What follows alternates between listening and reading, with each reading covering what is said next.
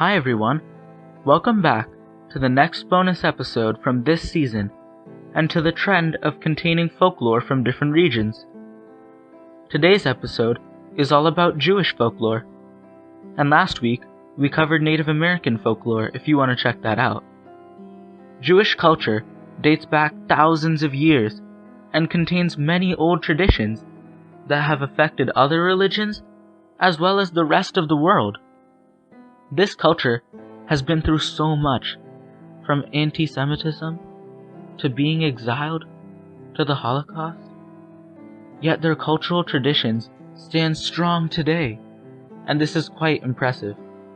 They have a very firm belief in God, and some of their holidays are celebrated by people of all origins, such as Hanukkah, where the candles on the menorah are lit. Some Jewish people can be compared to the Amish, as they try to limit their screen time and use of technology. Their culture is vast and consists of many unique foods, traditions, and customs.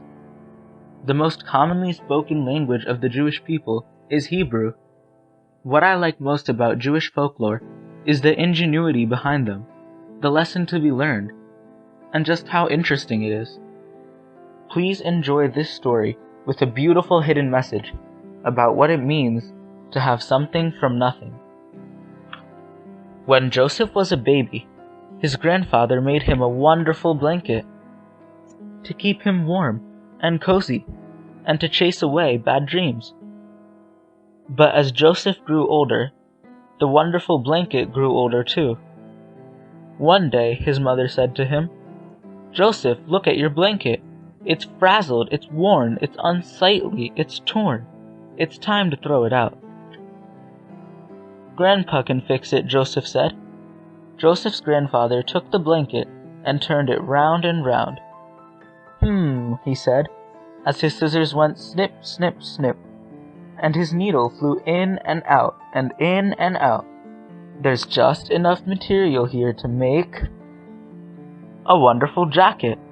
Joseph put on the wonderful jacket and went outside to play. But as Joseph grew older, the wonderful jacket grew older too. One day, his mother said to him, "Joseph, look at your jacket. It's shrunken and small, doesn't fit you at all. It's time to throw it out." "Grandpa can fix it," Joseph said. Joseph's grandfather took the jacket and turned it round and round.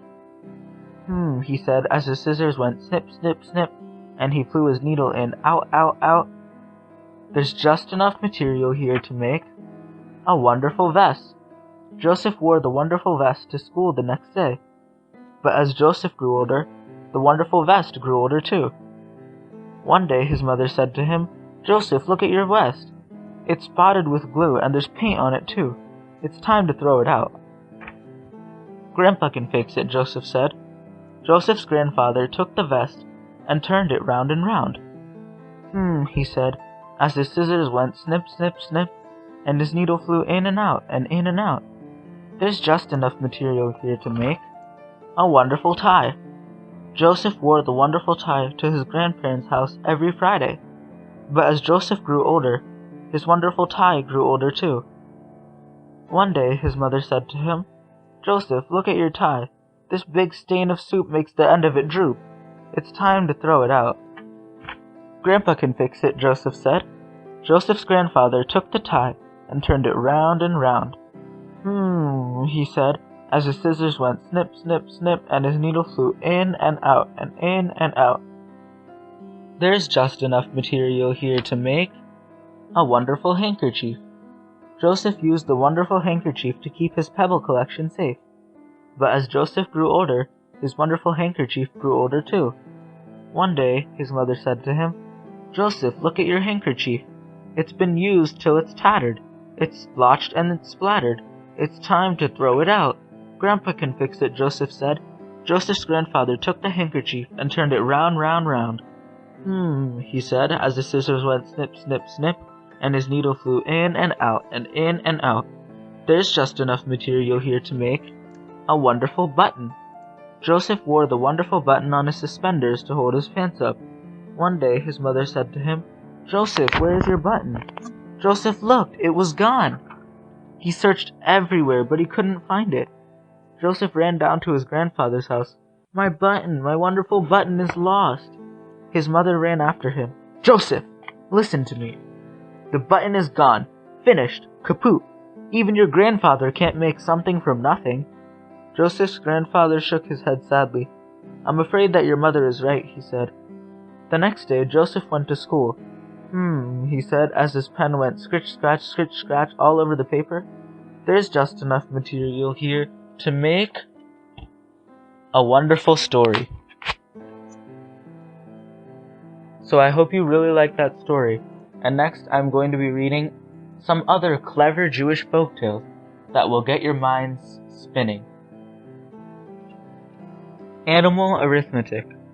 When an old woman died, her sons learned that she had left all her property to charity except for her goats. Her oldest son was to get 1/2 of the goats, the second son would get 1/3, and the youngest would get 1/9. The problem was that there were 17 goats. 17 can't be divided evenly into halves, thirds, or ninths. So the 3 brothers went to the rabbi and asked him for advice. How could they respect their mother's last wishes without the help of the village butcher? After pondering the matter for a very long time, the rabbi brought over one of his own goats to help solve the problem. Why did he do this? Did the goat know math better than the rabbi? At this point, you may pause the podcast to try to think of a solution. In 5 seconds, I'll give the solution.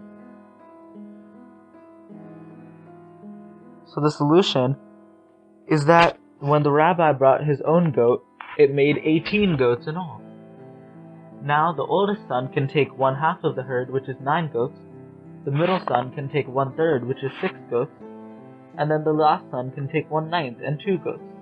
9 plus 6 plus 2 is 17.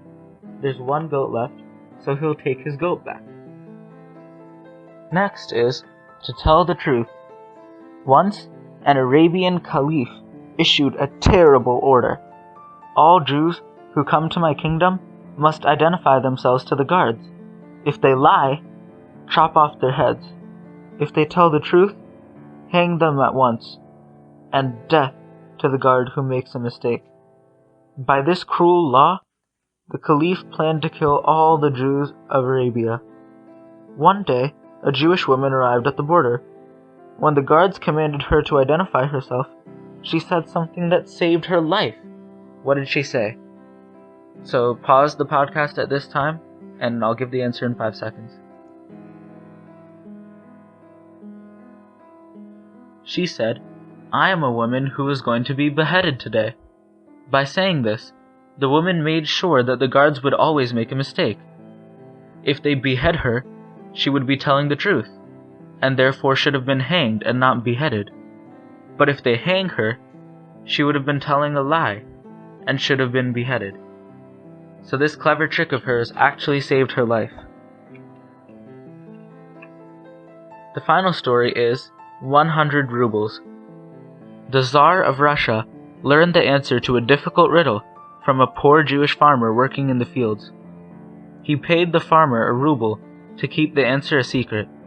"Swear," he said, "that you shall not breathe a word about it until you have seen my face again 100 times. The farmer took the ruble and promised. The Tsar then challenged his ministers to solve the riddle within 30 days. The ministers all thought that they were very clever, but as the days passed, they began to get desperate. Then one of them remembered seeing the Tsar whispering with the old farmer.